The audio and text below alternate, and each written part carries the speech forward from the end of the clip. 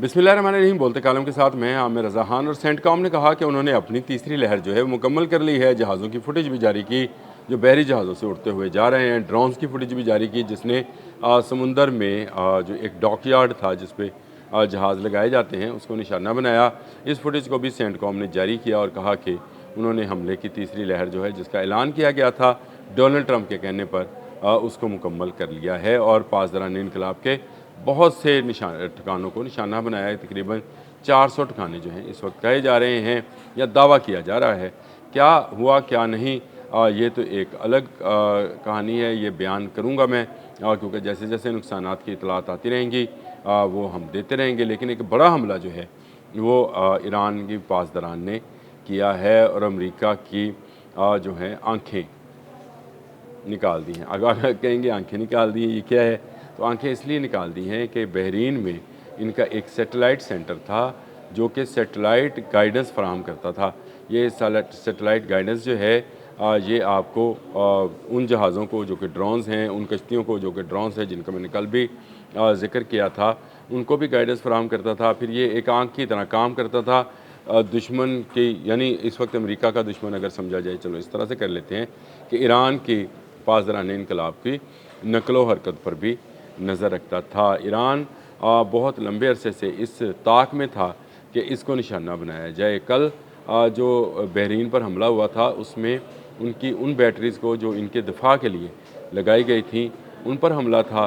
बहुत ज़्यादा मिसाइल्स और ड्रोन्स जो थे वो फायर किए गए थे।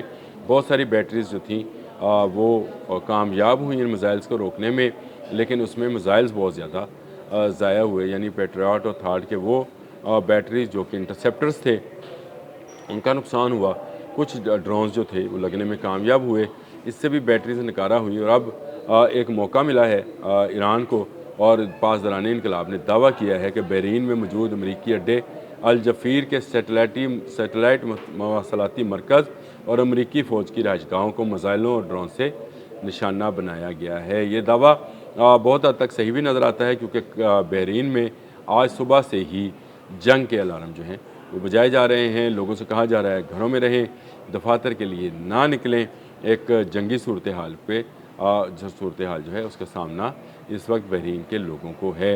और ये पासदारान इनकलाब की मैं ये समझता हूँ कि अब तक की बड़ी कार्रवाइयों से एक कार्रवाई है। कल एक कार्रवाई कुवैत में जो हुई थी और कुवैत में एक जो था एयरबेस उसको निशाना बनाया गया था, लेकिन उससे भी बड़ी कामयाबी ये है कि मवासलाती निज़ाम को डैमेज किया गया है। यानी उनके उस सिस्टम को जो सैटेलाइट की मदद से सैटेलाइट गाइडेंस मुहैया करता था उसको भी जो है तबाह किया गया है। और इसके साथ साथ फ़ौजियों की रहायशगाहों को भी निशाना बनाया गया है। कितने फ़ौजी हलाक हुए, कितने ज़ख्मी हुए, बहरीन ने अभी तक इसकी कोई वाज़िया जो है वो बयान जारी नहीं किया है, लेकिन बयान आ जाएगा।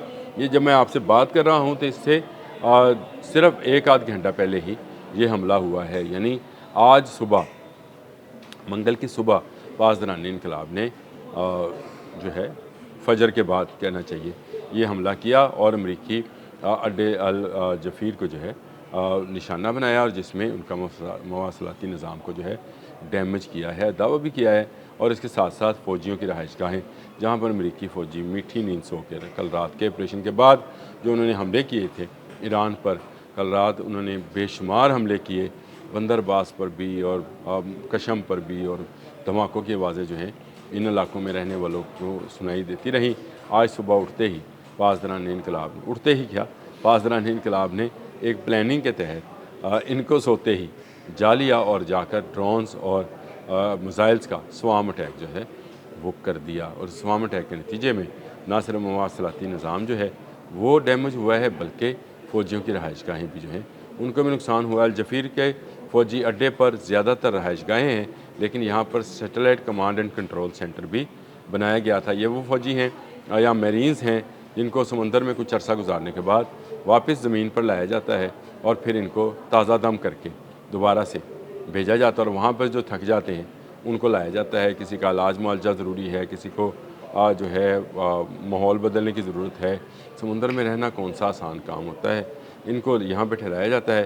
ताक का निशाना पासदारान इनकलाब ने लगा दिया और जवाब दे दिया इन हमलों का, जिसका सेंटकॉम ने बड़ी जो है वो सीना ठोक कर कहा था कि जी हमने जो है तीसरी लहर जो है हमलों की वो मुकम्मल कर ली है और पासदारान इनकलाब के बहुत सारे जो उनके तनसीबात हैं उनको निशाना बनाया है। यानी अब वो मिज़ाइल और ड्रोन से हमला नहीं करेगा। मिज़ाइल और ड्रोन से हमला करके पासदारान इनकलाब ने बता दिया कि ठींगा आपने कुछ नहीं किया भाई, आप नहीं कर सकते हैं। ना आप उनके अज़म को तोड़ चुके थे, ना आप उनके हौसले को, ना उनकी खुद मुख्तारी को, ना उनकी जिसको कहते हैं कि एकता को या इत्तेहाद को, जो भी आप नाम ले दें उसका, आप उसको भी नहीं तोड़ पाए हैं। सारा का सारा ईरान इस वक्त एक जान एक ज़ुबान है। याद रखिएगा ये बात मैंने 28 फरवरी से पहले कही थी।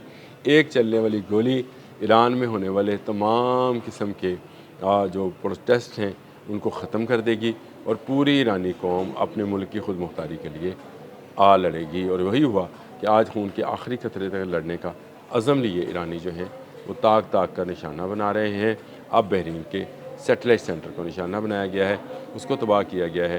ये सैटेलाइट सेंटर जो है ये वो सेंटर था जो कि गाइडेंस फराहम कर रहा था, जो आपको रास्ता उन ड्रोन्स को रास्ता बता रहा था कि आपने ईरान पर कहाँ हमला करना है, उसको ही उड़ा दिया गया। इससे पहले जो हमला बहरीन पर हुआ था वो 5th फ्लीट के कमांड एंड कंट्रोल सेंटर पर हुआ था, ये भी समझने की बात है। और उससे पहले जो हमला हुआ था वो इसकी थार्ड और पेट्रियाट की बैटरीज पर हमला किया गया था। बहरीन में समझा जाए तो बहरीन में मेरा ख्याल है बहरीनी जो हैं वो सिर्फ एक कोने में कहीं कोने खुदरे में बैठे होंगे, बाकी सब अमेरिका ही है। उसके समुंदरों के साथ साथ जो है अमेरिका ने अपने मुख्तलिफ अड्डे जो हैं वो बना रखे हैं जहाँ से वो ईरान के ख़िलाफ़ ऑपरेशन करते हैं। अल जफ़ीर भी इन्हीं अड्डों में से एक अड्डा था जिस पर हमला किया गया और उसको तहस नहस कर दिया गया है। बिल्कुल ताज़ा तरीन ख़बर है जो कि एक ब्रेकिंग न्यूज़ की सूरत में इस वक्त चैनल्स पर और जो इंटरनेशनल चैनल्स हैं उन पर मैं बात कर रहा हूँ। लोकल पे पता नहीं कब आती है ख़बर, वो जो है ब्रेकिंग न्यूज़ के तौर पर चलाया जा रहा है कि अल जफ़ीर में मवासलाती निज़ाम तबाह कर दिया गया। और आज के दौर में जब आपसे मैं भी एक डिजिटल मीडिया के ज़रिए ही गुफ्तगू कर रहा हूँ, एक सोशल मीडिया ऐप के ज़रिए ही गुफ्तगू कर रहा हूँ, आप भी समझते हैं कि सैटेलाइट की अहमियत क्या है। और जब एक जंग हो और उस जंग में अगर एक सैटेलाइट का कमांड एंड कंट्रोल सेंटर ही तबाह कर दिया जाए तो किस कदर नुकसान होता है। आने वाले दिनों में अगर ईरान पर मज़ीद हमले किए गए तो ईरान मज़ीद अहदाफ को निशाना बनाएगा। ये इराक़ में हो, कुवैत में हो, बहरीन में हो, ओमान में हो, उर्दन में हो, सऊदी अरब में हो, मुत्तहिदा अरब अमारात में हो, जिस मर्ज़ी मुल्क में भी हो उनको निशाना बनाया जाएगा। जैसे जैसे ईरान पर हमला किया जाएगा ईरान उसका जवाब अमरीकी अड्डों पर हमले की सूरत में देगा।